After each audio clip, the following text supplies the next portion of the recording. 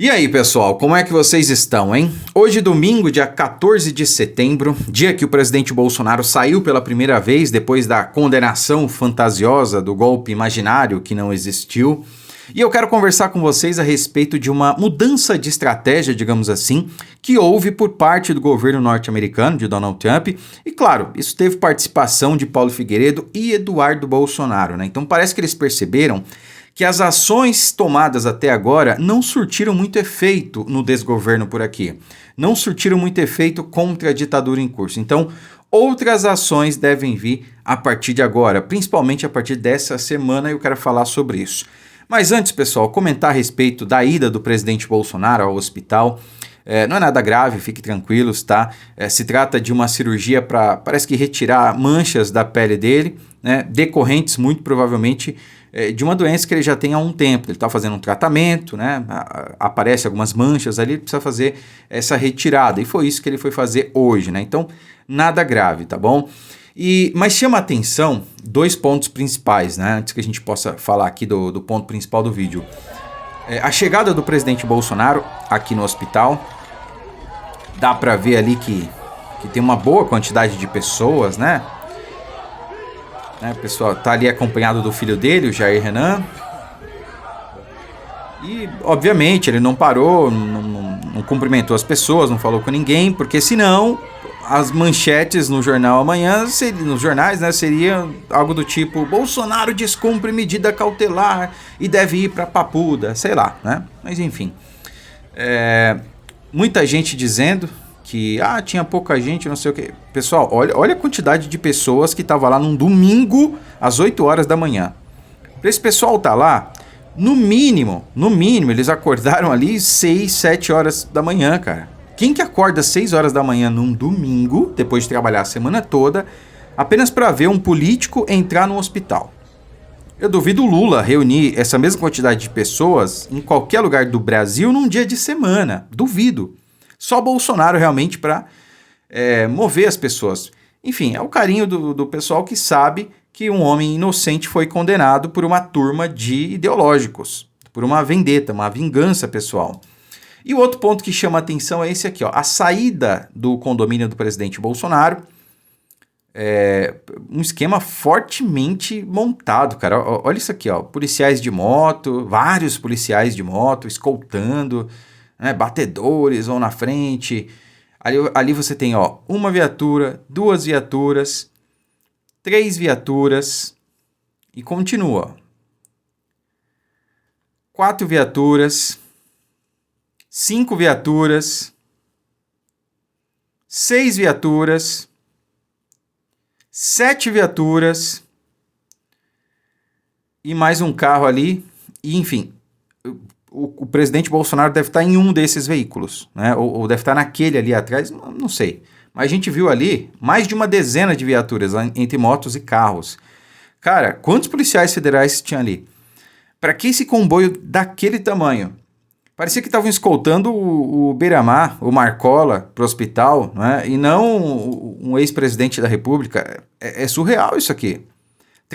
Estão tratando o presidente Bolsonaro como se fosse um criminoso de alta periculosidade. Cara, é surreal. Eu vi essa semana, inclusive, a Elise Matsunaga, aquela que esquartejou o marido. É esse o nome dela? Não sei. É que tem uma outra Elise, eu confundo os nomes, eu não quero fazer injustiça aqui. Então, se for o caso, já me perdoem, tá?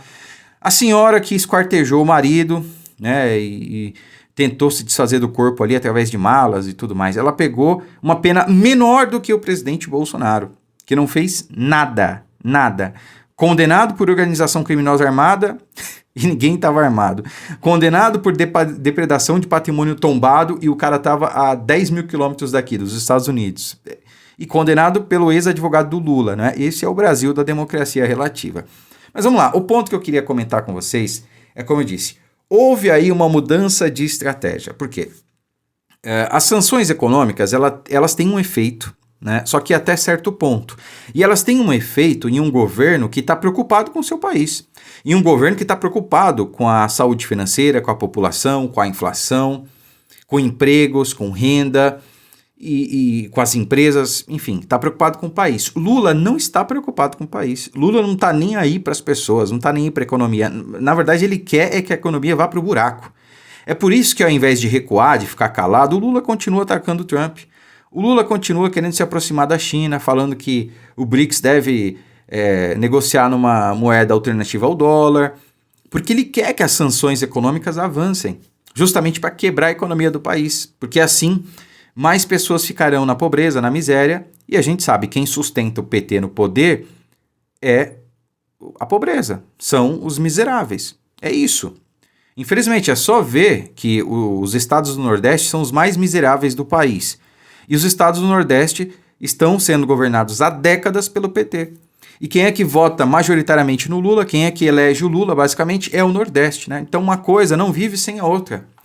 O PT não vive sem a pobreza, sem a miséria, e a miséria não existiria se não fosse o PT. É só ver São Paulo. São Paulo nunca foi governado pelo PT. Eu não sei se é São Paulo, não sei se São Paulo já foi, né? Agora me falha a memória, mas enfim. Há décadas que São Paulo não é governado pelo PT, pelo menos, né? Eu sei que Santa Catarina, por exemplo, nunca foi. E para mim, Santa Catarina é o melhor estado do Brasil. Mas por que São Paulo é a maior economia do Brasil? Porque há décadas o PT não põe as mãos aqui, né? Por que o Maranhão, Piauí, Ceará, Bahia são os piores estados do Brasil? Porque são governados pelo PT. Olha Rio Grande do Norte, por exemplo, aquela Fátima, o sujeito não consegue nem falar direito. PT, essa é a questão. Então, o que o governo norte-americano, juntamente com o Eduardo Bolsonaro e o Paulo Figueiredo, perceberam? Olha, só sanções econômicas não vão adiantar. Então, a gente deve ter, ao longo dessa semana e das próximas, sanções que mirem ministros, não só do Supremo, mas também ministros do governo Lula, sanções no CPF, tá? Em quem corroborou com a ditadura em curso, em quem corroborou com essa farsa fantasiosa do golpe imaginário, e há quem fale, inclusive, em sanções que mirem outras esferas aí, digamos assim, tá? Eu vou limitar as palavras porque tem muita gente que já sabe que sanções são essas, mas elas preferem não falar. E eu também não vou falar. Eu tenho uma ideia aqui, mas eu também não vou falar para quê? Para não dar a chance desse pessoal se antecipar, né? Tem gente dizendo que os Estados Unidos podem cortar o GPS do Brasil, porque o sistema GPS que a gente utiliza é dos Estados Unidos, tá? E eu não estou falando, pessoal, do GPS do Waze, do celular, não. Eu estou falando de coisas que permitem a navegação, que permitem aeronaves, embarcações, militares operarem. Se os Estados Unidos desligarem isso aí, o Brasil fica à mercê. Muita coisa vai parar por aqui. Máquinas agrícolas que são orientadas por GPS. Então, muita coisa por aqui para. Não estou falando só do Waze que você usa no trânsito. É muita coisa mesmo. Né? A questão, inclusive, de soberania, e sim de soberania nacional. Esse pessoal está mexendo num vespeiro que eu acho que eles não perceberam. Tá? Eles estão comprando uma briga apenas para tentar proteger uma pessoa, que na verdade não é só para proteger Alexandre de Moraes, é para manter a narrativa de pé, é para manter o establishment de pé, porque se Alexandre de Moraes cai, todo o resto cai com ele. O governo Lula cai, todo mundo cai, e aí acabou. Né? De onde é que eles vão tirar o dinheiro para sustentar tudo isso? Como é que eles vão continuar usurpando, roubando o erário público? Olha o escândalo aí do INSS.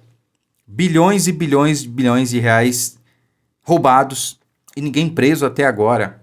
Tá, nós temos 1 ou 2 presos aí por conta da CPMI, mas daqui a pouco estão na rua, daqui a pouco estão livres, leves e soltos, né? A não ser que André Mendonça autorize uma delação premiada e aí cabeças comecem a rolar, o que eu sinceramente torço para que aconteça, né? Mas a questão é essa. Ao longo dessa semana a gente deve ter mais sanções e elas não vão ficar restritas apenas às sanções econômicas, porque, como eu disse, eles estão percebendo que é exatamente o que o Lula quer, que venham mais sanções econômicas para a situação financeira aqui ficar complicada, para a nossa economia ficar difícil, né? Ir lá para o buraco mais do que já está. E é exatamente isso que o PT quer, é jogar o sapo na água. Né? Então, estão percebendo realmente que devem mudar aí os rumos dessas sanções e as coisas devem se complicar mais ainda do que já estão. Bom, curta, comente, compartilhe o vídeo. Vamos orar para o presidente Bolsonaro, para que ele dê força, para que ele dê saúde, porque em breve a gente vai precisar dele, forte e mais do que nunca liderando a nossa nação. e eu tenho fé que a gente vai ter ele de volta. Curta, comente, compartilhe o vídeo, fiquem com Deus e até a próxima.